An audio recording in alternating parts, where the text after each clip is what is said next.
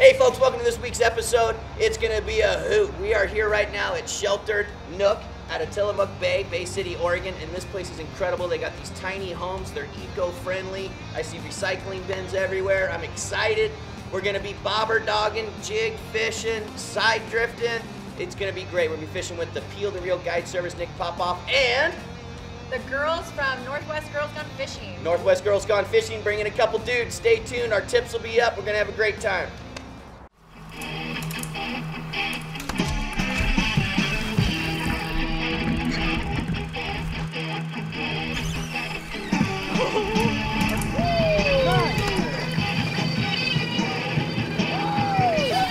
Salmon shark! Salmon shark! Yeah, what do you say? That's a real quality fish here. What a trophy. Oh, look at that. We just got into a big bunch of fish. Jen's fighting one right now. Whoa! Real decent.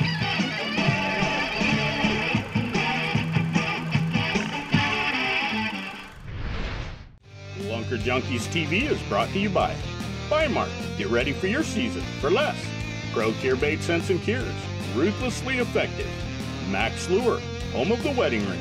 Bait Buttons, because presentation matters. Fish Field. Quality made fishing gear for the serious angler. B&R Tackle. Inventor of the soft beat. The Leader Feeder. Premium leader storage system. Mountain House. Quality freeze-dried meals. SoCal Reels. Sconix Outdoors. Reels Clean. Cuffline, the best braid in the industry. Northwest Sportsman Magazine, Rhino Hitch, and Kinware Buick GMC, where you will find the best deals in Oregon.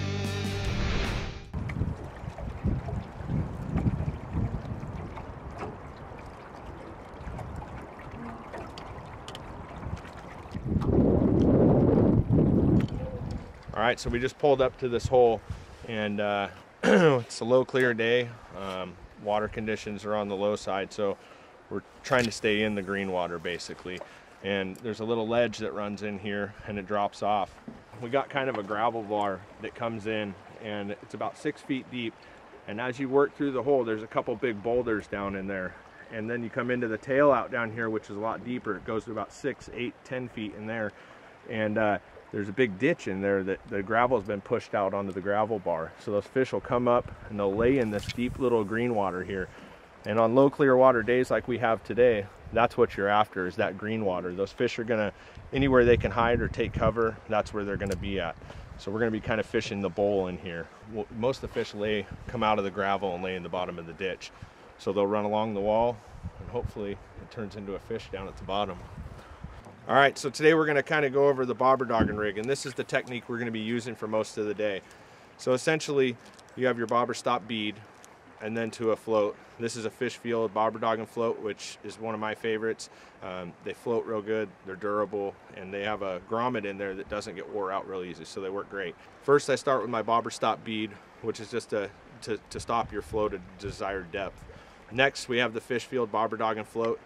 If you notice that this float is flat, and the reason for that is when this float lands in the water, it's actually going to point downstream, and the current is going to push against this flat piece, forcing your weight downriver and essentially dragging your stuff through the hole, keeping you in the desired depth and zone.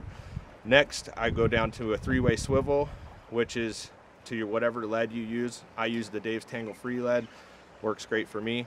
And then your desired leader length, which is going to go down to your offering. So whatever you're fishing, whether it's a yarny, bait, eggs. In this scenario, we are using B&R beads, the soft beads. And basically I have a little red bead on here, which is going to pin the soft bead up against it, which keeps it at my desired height on the line. And then I run a secondary bead. And this can be anything from a yarn ball, eggs, whatever you want to drag behind there. So next we're going to talk about the line and the line you use while bobber dogging. I use a braid, and I feel it's very vital to what we do. You know, bobber dogging with your float moving downstream, it's important to be able to mend your line. And with braided line, it keeps the line floated up on top of the surface and makes it easy to mend without pulling your gear out of the hole. So very, very important that you use braid. And I also like to do a little trick and just black out the top 10 feet of my braid. I don't know that it makes a huge difference, but it's just something I do.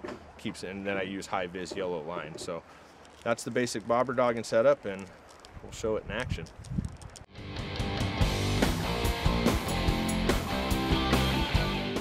All right, so we fished this hole with everything from beads to worms, baits. Last but not least, we're gonna run these plugs through here. This is a Brad's Wiggler, one of my favorite plugs. And then we're gonna put the Procure shrimp gel on it. And this gel will actually last on here. I just coat it down the back. It'll last about 45 minutes. So you can leave it on there. It's something you don't have to be doing all the time. That's why they make the gel.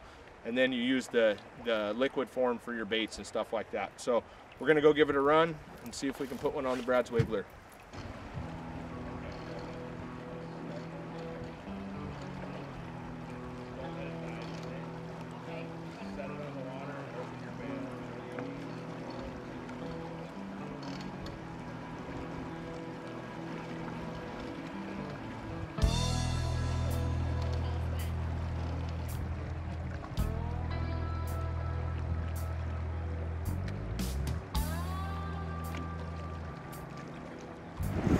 Get it out of that tree. Keep your rod tip real low. Put some pressure on it.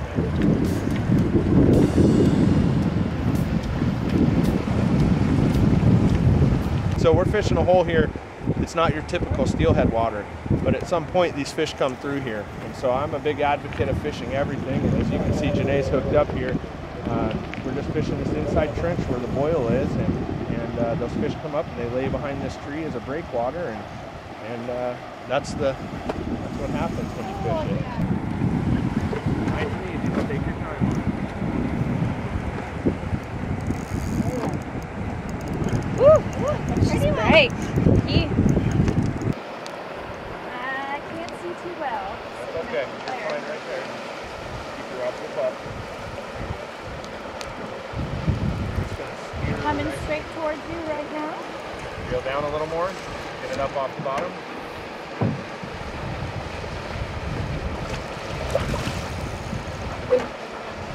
Left.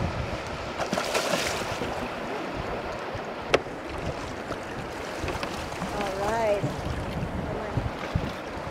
Nice! Woohoo! Good job, Janae. Thank you.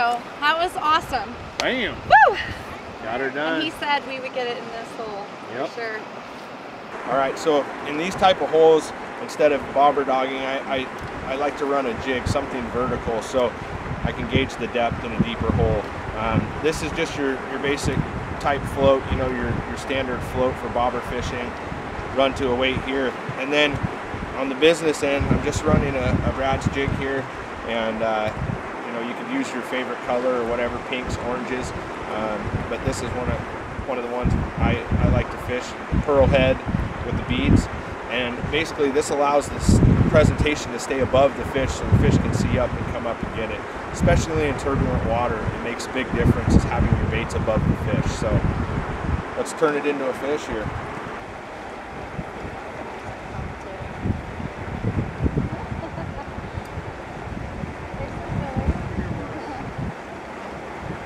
Oh, Jim, that's perfect.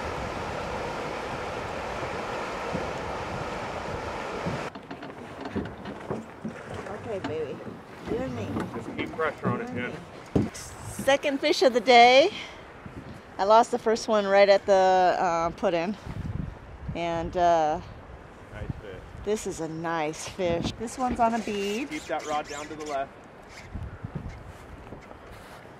Jen, you might have to get out of the boat.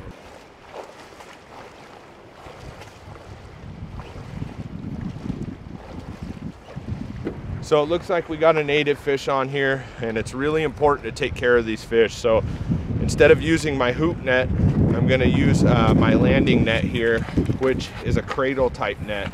So it opens up, the fish lays in there, calms them down a little bit more. It's a real soft net with no knots in it, and it's really important to take care of these fish. These are our, you know, our stock for our future runs. And so we switched to these. So if you notice it's a native fish, it's real important to try to take care of it.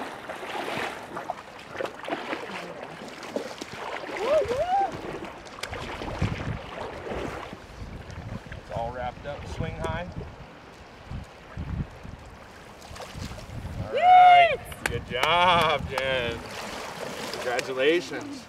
Awesome. You see how calm these fish are in this net? It's incredible. They just lay, they don't thrash around, they don't beat themselves up.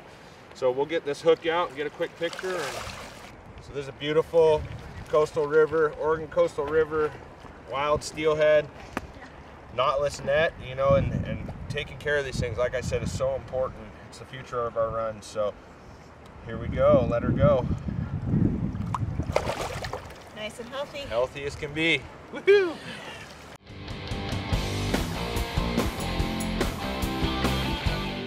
So basically how we're running these jigs is, or whatever the presentation may be that's vertically fished, whether it's a jig, a pink worm, etc. Basically I have a bobber stop, run to just a bead to set your depth properly, and then you have your vertical float. This happens to be a 3/4 ounce float. And then I run another bead just as a little buffer stop for the bobber to an egg sinker. And what this allows is your line to slide freely through here. So when that fish takes it, once it hits the bobber, it takes your bobber under. And this also helps you when you're fishing turbulent water. It helps keep that bait down there because you're fishing such a light presentation here that this will just get pushed out of the hole. So this kind of keeps you fishing, and it keeps you, you know, a nice heavy weight in that turbulent water we're fishing, and pretty productive setup. Get out of there. Yep, fish on. Get out of here. So when it's running, don't reel. Hold on, I'm gonna come control. Okay. Tighten that drag up a little. Thank you. Thank you. Pressure. Not a lot. Keep pressure on it. Rod tip up. There you go.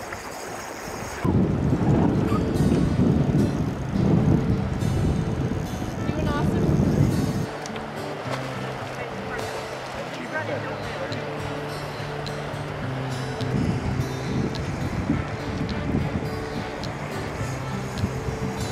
Big native fish.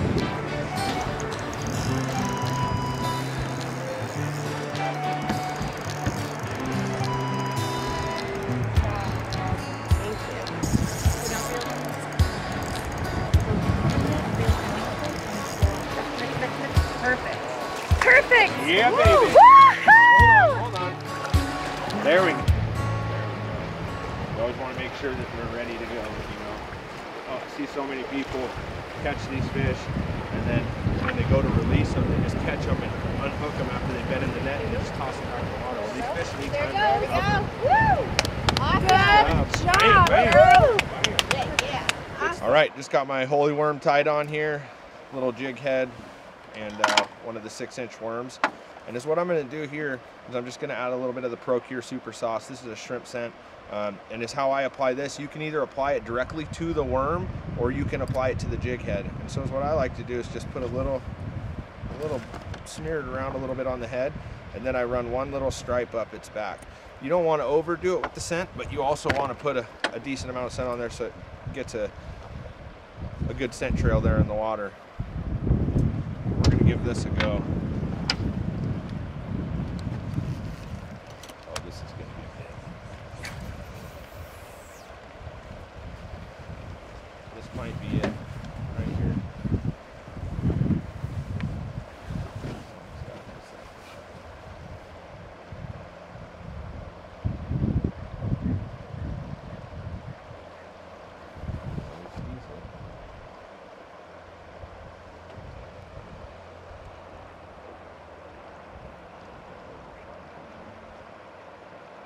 There he is, fish on, got him.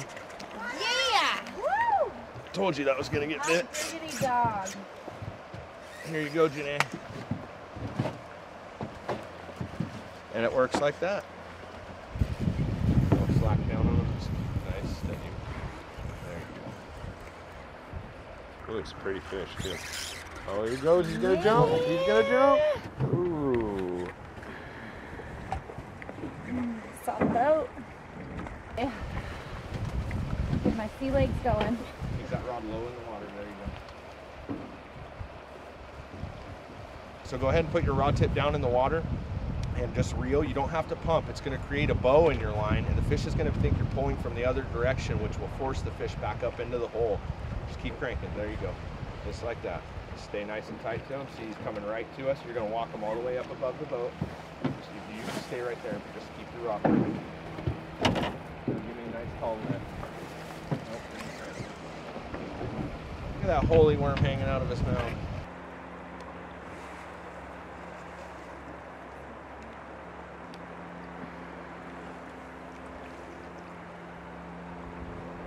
Holy worm.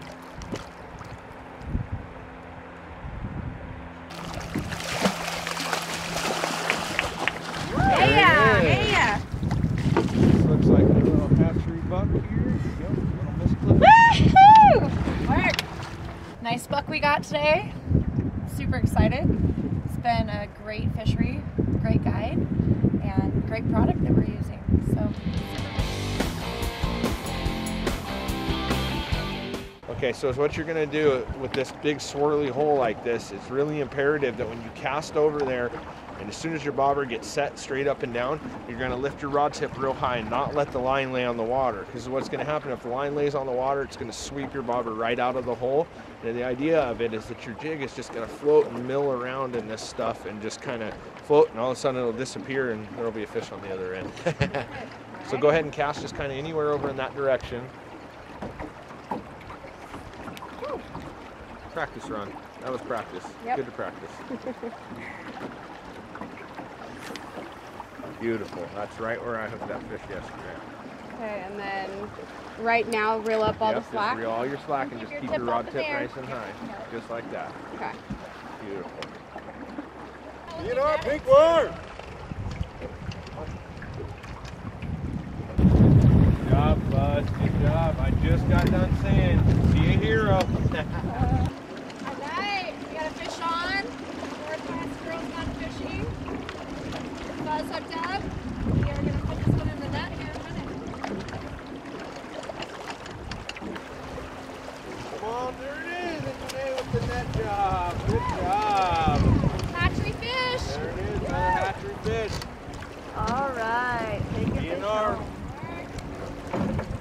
Big worm.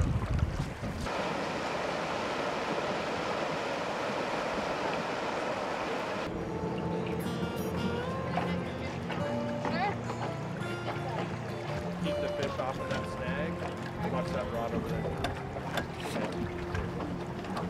Just gonna keep it. We're gonna pull the fish over here, get it down in front of the boat, and then we'll land it right over here.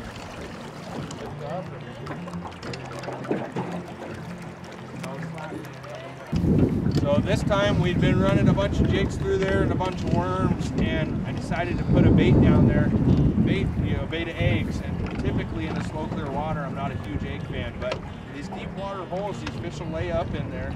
So I decided to bounce some eggs down the bottom and first cast and took it. So just a different presentation and give them a different offering, and it turns into fish. Even if you get one more fish a day, it's that many more chances will add up throughout the day by switching it up, trying different things. Keep nice tension on that rod there. Go lift up a little more. So we got a native fish here. So instead of sticking it in my hoop net, I'm going to slide over here to the bank and I'm going to put it in the cradle. Just taking a little extra care of these fish is really, really important.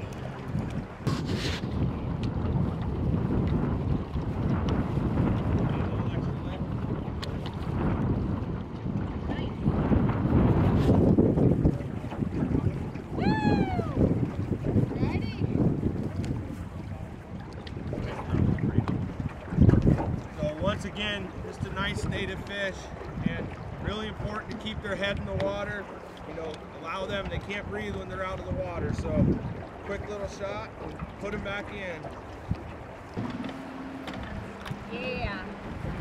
That's what I am talking about.